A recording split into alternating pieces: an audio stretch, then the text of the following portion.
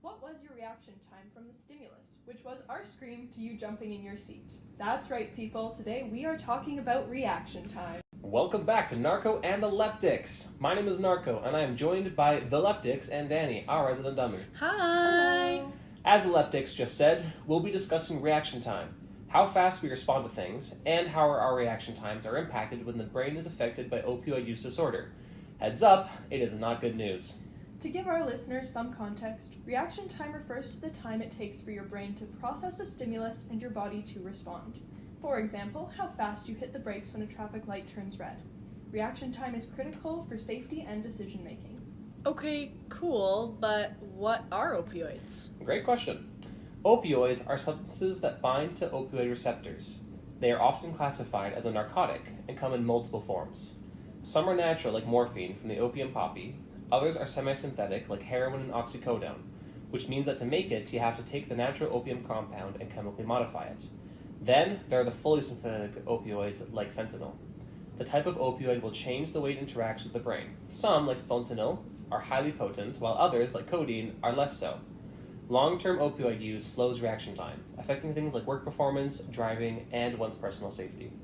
But what's the science behind this? Today we're breaking down a fascinating study by Beikara and Albin that compare the reaction times of opioid users with healthy individuals. It explains how opioid use disorder affects reaction time, focusing on brain and behavior connections. The study involved 54 participants, 27 with opioid use disorder, and a healthy control group of 27. All participants were males aged between 18 and 65, and had no other psychiatric disorders or significant physical conditions that could affect their symptoms. Researchers used a simple reaction time test to measure how quickly participants could respond to visual and auditory stimuli. Before the actual testing in the study, all participants underwent tests to ensure they could perceive both auditory and visual stimuli. Everyone was carefully screened to exclude anybody with a history of head trauma or neurological diseases, and also to ensure that the only drug they were on was opioids. On the day of their hospital admission, the reaction times of all participants were measured. Yes, for this study, researchers used a computer program to measure reaction time. This program recorded simple reaction times where participants clicked a mouse in response to either a visual color change, for example, red to blue, or an auditory beep. Each participant's response was measured in milliseconds, with the program taking the median value of 10 trials for each stimulus. The measurements were repeated 3 times, and the average was taken for analysis. The results were not surprising. The opioid users had slower visual and auditory reaction times than the control group, with much greater variation seen in the visual reaction time compared to the auditory one, which had less variation in their results.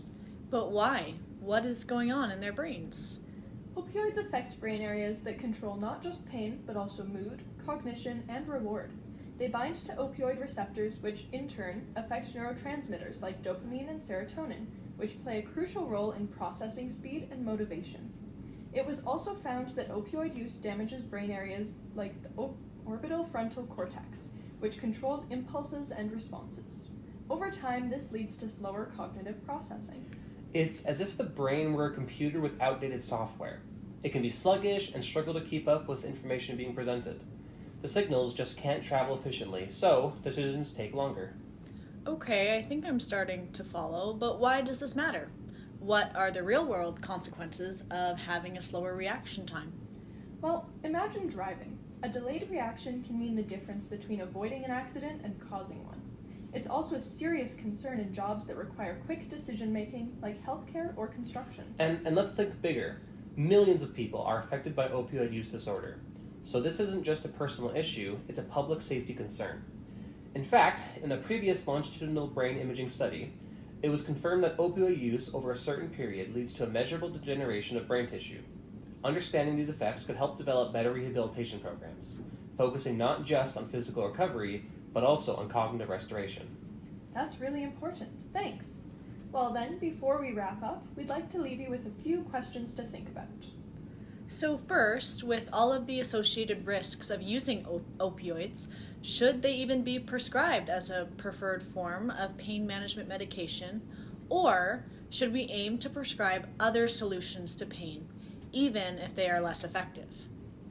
Next, how could future research expand on the study to develop treatment strategies that improve reaction times in individuals with opioid use disorder or those using prescribed opioids for pain management? And finally, with this study, besides opioids, what other factors or confounds might have contributed to the longer reaction times observed in the study? Well, that's all. Thank you, guys. Thanks for Bye. listening.